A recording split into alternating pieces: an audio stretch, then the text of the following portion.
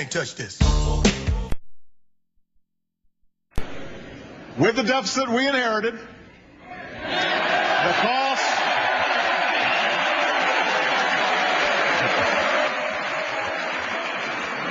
First of all, I suspect that some of those Republican critics have a short memory because, as I recall, I'm inheriting a $1.3 trillion deficit, annual deficit, from them.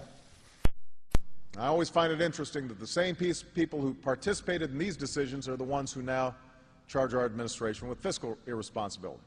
What I won't do is return to the failed theories of the last 8 years that got us into this fix in the first place. There are many to blame for causing the crisis we're in. It starts with the speculators on Wall Street who game the system, the regulators in Washington who look the other way. It is an outrage that we are now being forced to clean up their mess.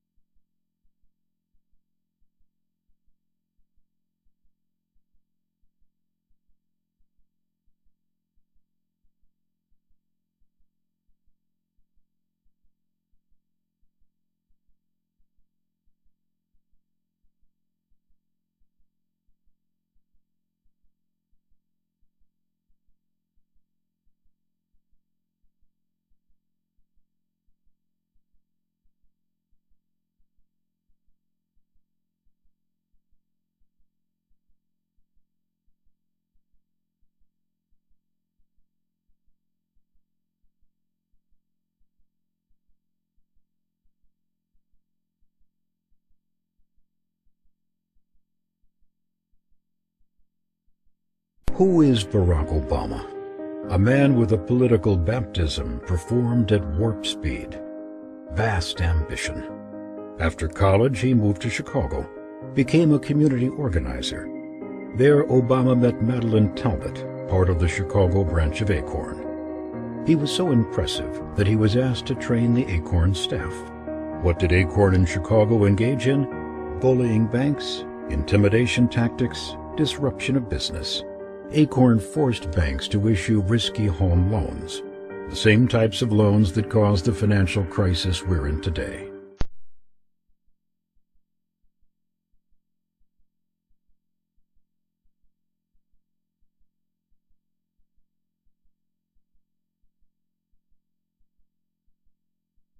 You've been hit by, you've been struck by a smooth criminal.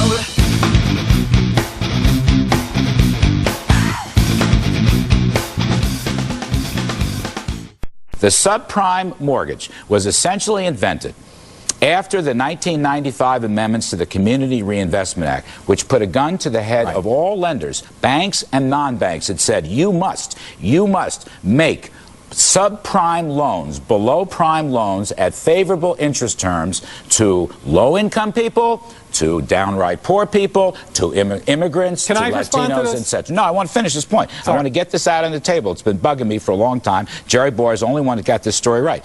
This meant that, in fact, if these lenders did not make these subprime loans, their business plans would be disrupted. They couldn't acquire. They couldn't merge. They couldn't go into new markets. And it gave inordinate power to local community groups like the Acorn Group to essentially rat out the lender and tell the Fed and the controller of the currency that you guys, they're not doing what you want them to do. So guess what? With the era of easy money, that was like pouring gasoline and lighting a match to the Community Reinvestment Act, which set the stage for these unbelievably stupid subprime mortgages. Yes, please respond. First of all, the notion and when that gets repealed, Jared, when the Community Reinvestment Act gets repealed, then I'm going to talk about some different regulations. So it's not Bear Stearns that got us into the mess. That's right. And the shadow financial system, it's the community organizers at Acorn. And yes, and going with the Community Reinvestment Act, which gave them the power to force banks to make loans they shouldn't have made.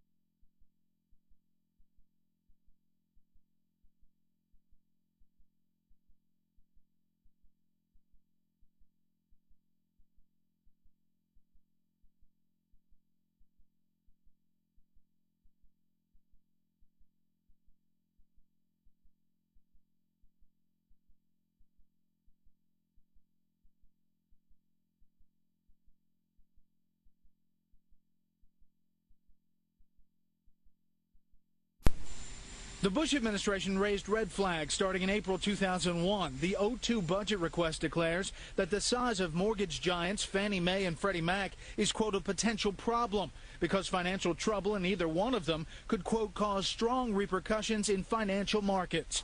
In 2003, the White House warning about Fannie and Freddie was upgraded to a systemic risk that could spread beyond just the housing sector.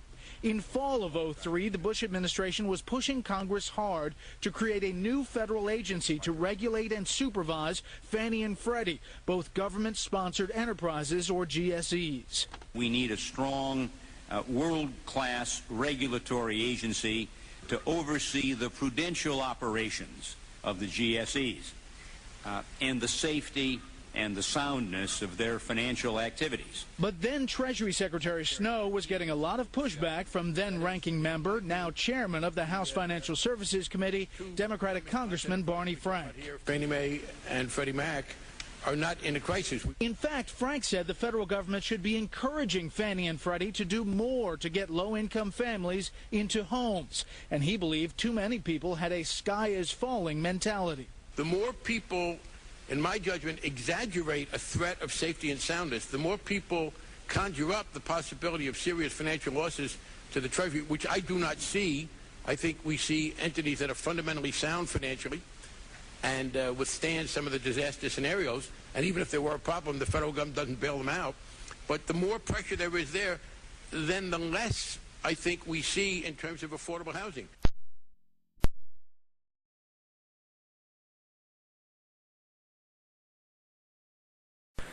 It is indeed a very troubling report, but it is a report of extraordinary importance, not only to those who wish to own a home, but as to the taxpayers of this country who would pay the cost of the cleanup of an enterprise failure.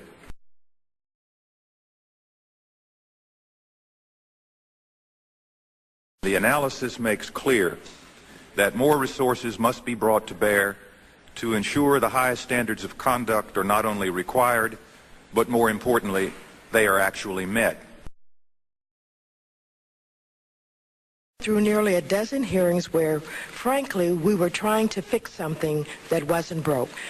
Mr. Chairman, we do not have a crisis at Freddie Mac, and in particular at Fannie Mae, under the outstanding leadership of Mr. Frank Raines. And as well as the fact that I'm just pissed off at Ophelia, because if it wasn't for you, I don't think that we'd be here in the first place. And now the problem that we have and that we're faced with is maybe some individuals who wanted to do away with GSEs in the first place, you've given them an excuse to try to have this forum so that we can talk about it and maybe change the direction and the mission of what the GSEs had, which they've done a tremendous job. There's been nothing that was indicated that's wrong, you know, with Fannie Mae. Freddie Mac has come up on its own, and the question that then presents is the competence that your agency has with reference to deciding and regulating these GSEs. And so I wish I could sit here and say that I'm not upset with you, but I am very upset because, you know, what you do is you give, you know, maybe giving a reason to, as Mr. Gonzalez said, to give someone a heart surgery when they really don't need it.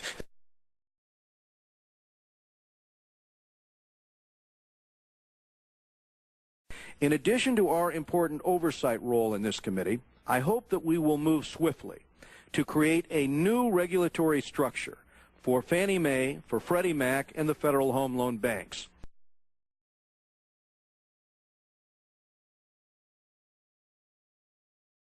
This hearing is about the political lynching of Franklin Raines.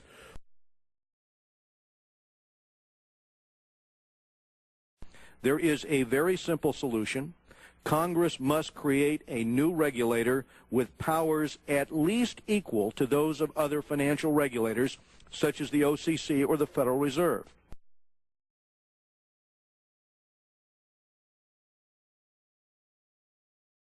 What would make you, why should I have confidence? Why should anyone have confidence in you as a regulator at this point? Sorry, Congressman. OFAO did not improperly apply accounting rules. Freddie Mac did. OFAO did not try to manage earnings improperly. Freddie Mac did. So this isn't about the agency engaging in improper conduct. It's about Freddie Mac.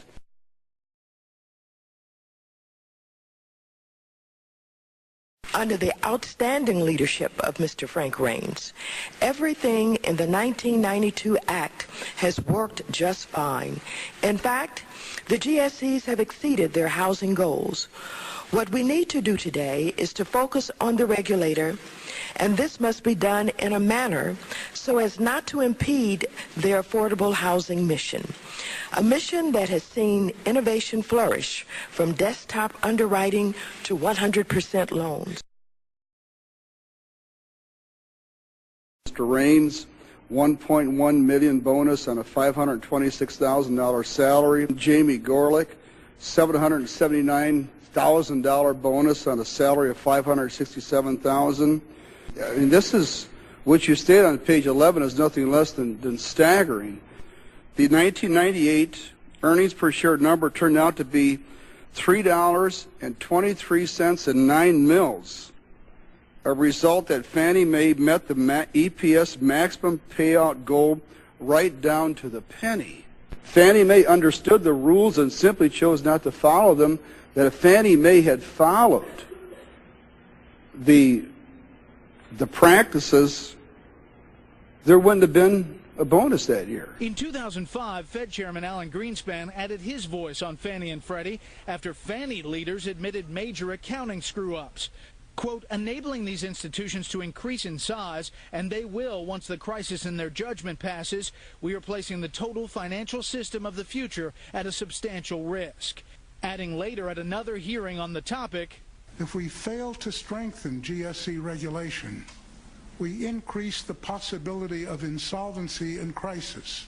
But the two mortgage giants had staunch defenders. Democratic Senator Charles Schumer said, quote, I think Fannie and Freddie over the years have done an incredibly good job and are an intrinsic part of making America the best housed people in the world. If you look over the last 20 or whatever years, they've done a very, very good job. Senator John McCain co-sponsored legislation pushing for regulation, delivering a speech on the Senate floor in 2006. Quote, "For years I have been concerned about the regulatory structure that governs Fannie Mae and Freddie Mac. And the sheer magnitude of these companies and the role they play in the housing market, the GSEs need to be reformed without delay."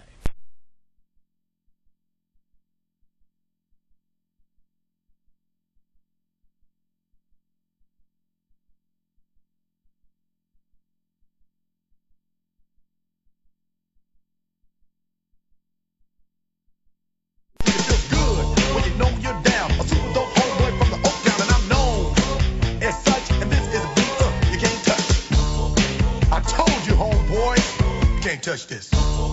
Yeah, that's how we living, and you know.